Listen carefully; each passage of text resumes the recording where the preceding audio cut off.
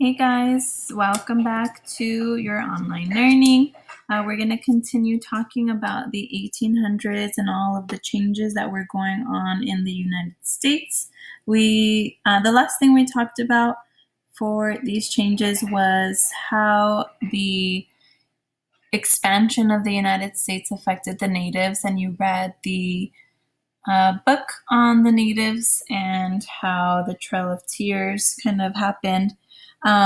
So today we're going to focus more on immigration and how immigrants brought with them different ideas and how that kind of affected the United States and the changes that occurred in the 1800s. Okay? So in the mid 1800s, the population in the United States changed drastically.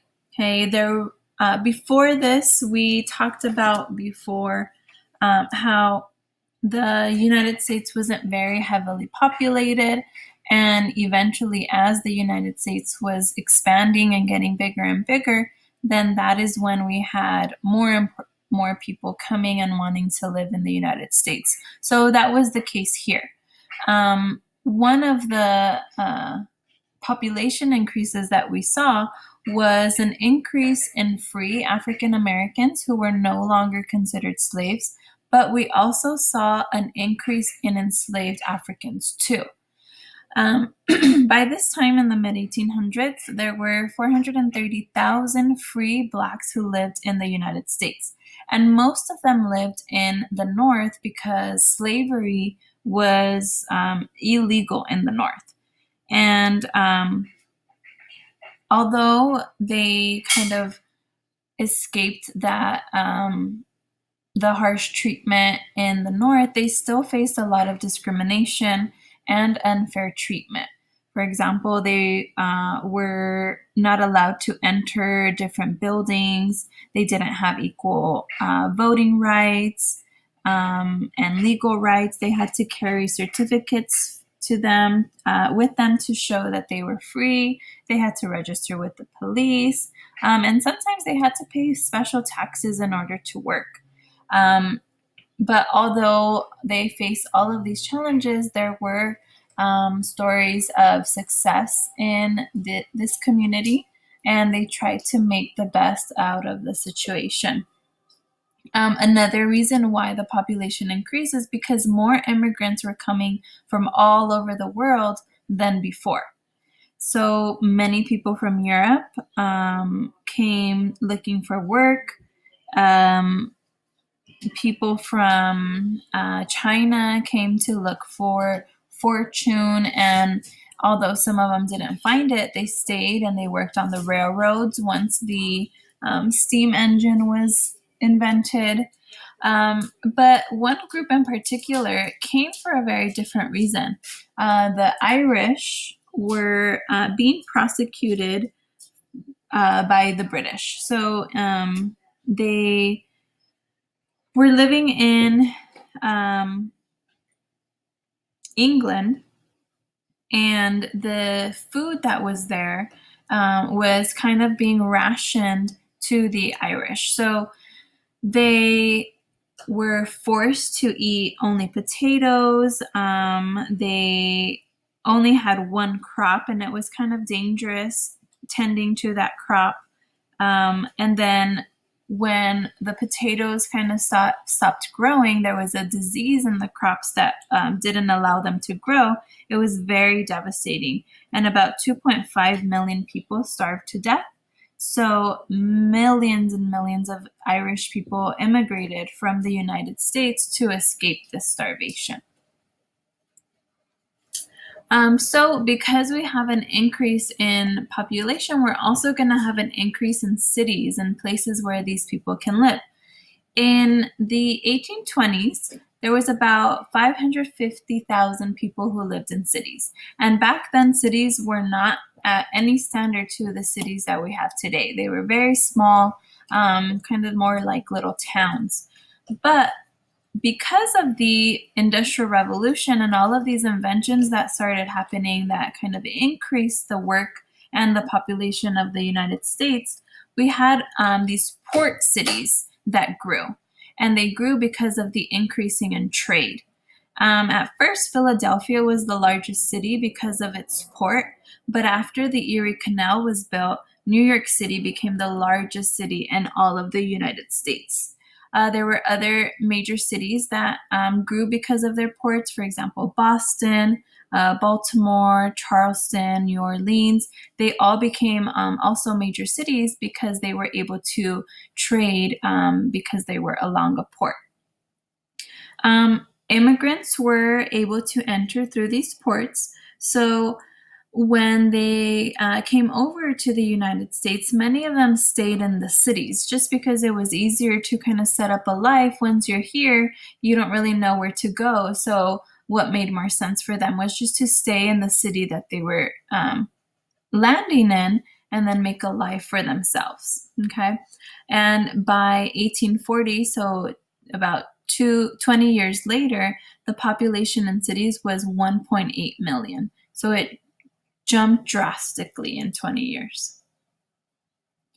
Another thing that changed was the way Americans would ship. So the United States started to trade with China. And this sparked the shipbuilding industry because they needed more ships for their merchandise and all of their products that they were sending to and from China and to all the other places that they were trading to. This especially happened in New England. And one of the reasons is because of the resources that are available in New England.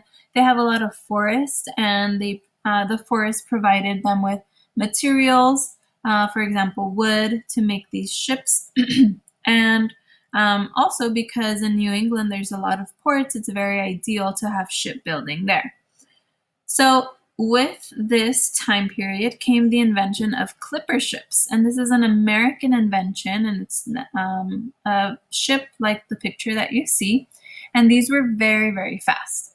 So a journey that used to take about 8 to 9 months can now be taken in 3 months with these large ships that had many sails that can push them through their journey.